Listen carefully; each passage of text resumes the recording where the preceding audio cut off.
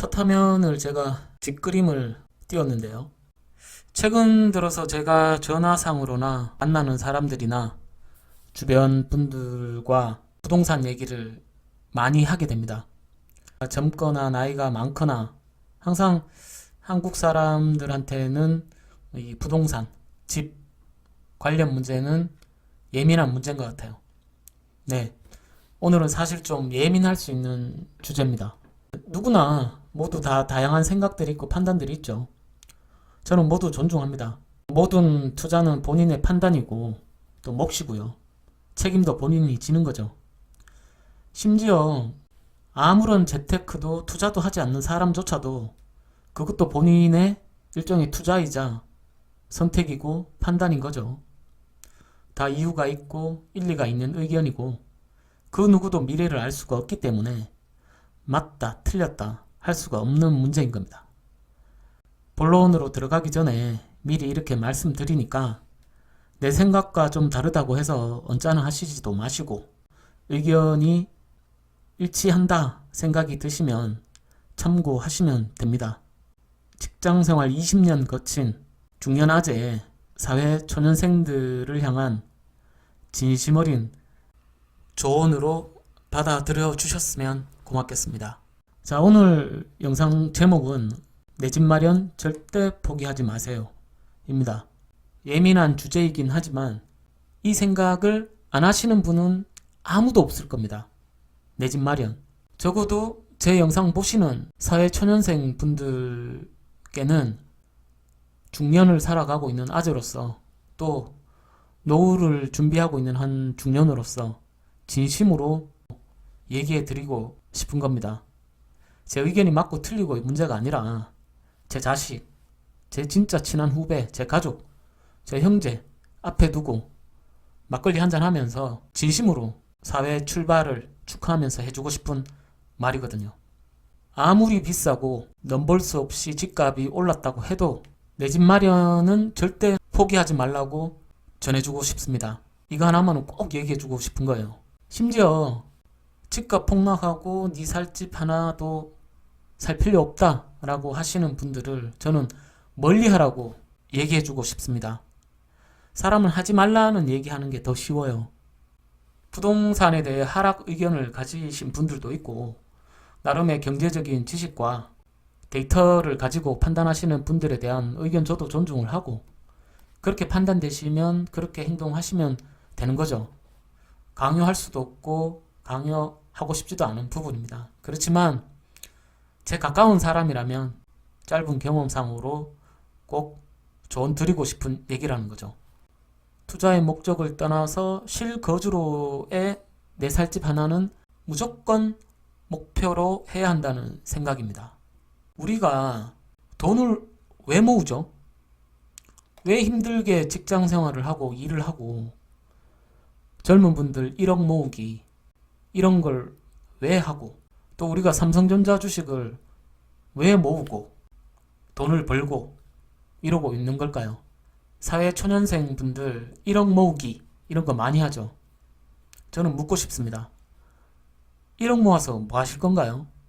1억 고생 한 달에 200만 원씩 저축해서 5년 모아서 1억을 모았어요. 그걸로 뭐 하실 건가요?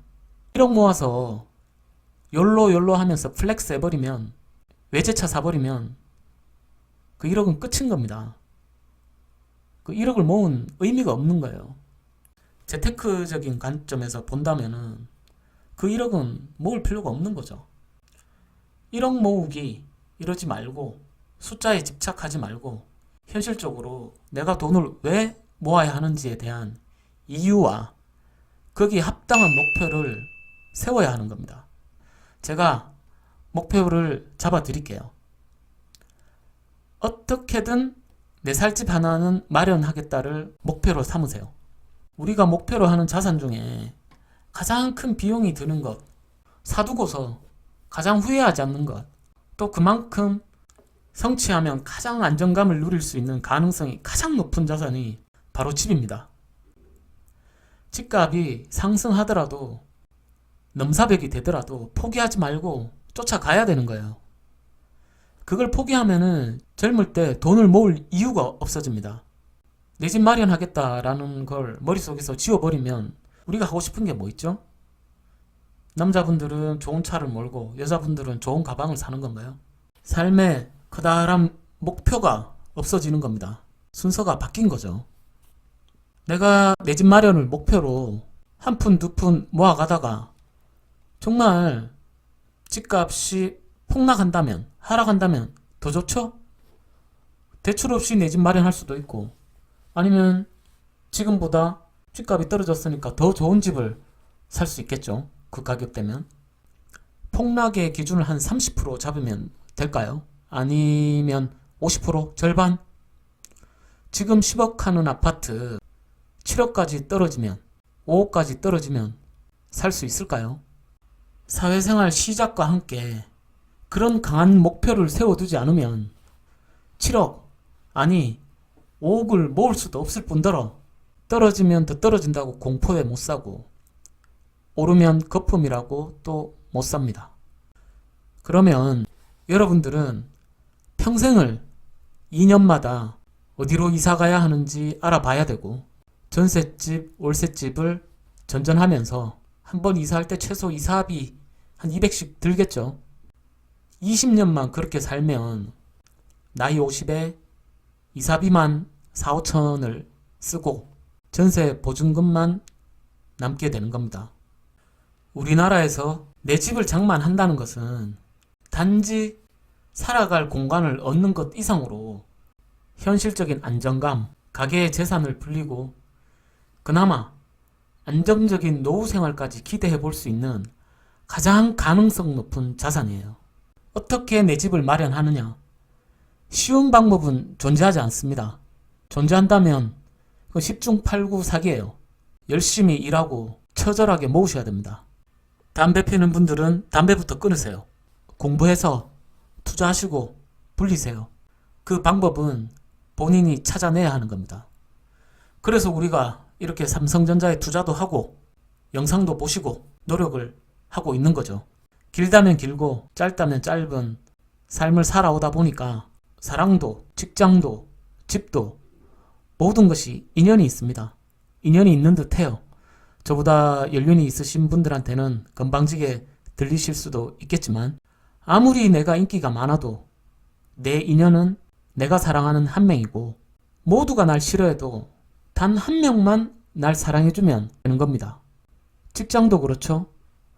100군데서 면접 보고 떨어지고 아무도 나를 안 뽑아줘도 한 곳에서만 나를 불러주면 됩니다. 그렇지 않나요? 내 살 집도 그렇습니다. 내 집 하나는 갖겠다라는 목표를 세우고 열심히 준비하고 열심히 노력하고 때를 기다리고 있으면 반드시 기회가 옵니다. 그때는 대출도 받으시고요. 삼성전자 주식도 그때는 파는 겁니다. 어디에 내가 집을 사고 어떻게 사는가는 이후의 문제예요. 사회 초년생 여러분, 내 후배님들, 내 동생들, 내 가까운 사람들, 절대 내 집 마련 포기는 하지 마세요. 할 수 있습니다. 젊음이 있는데 왜 못합니까?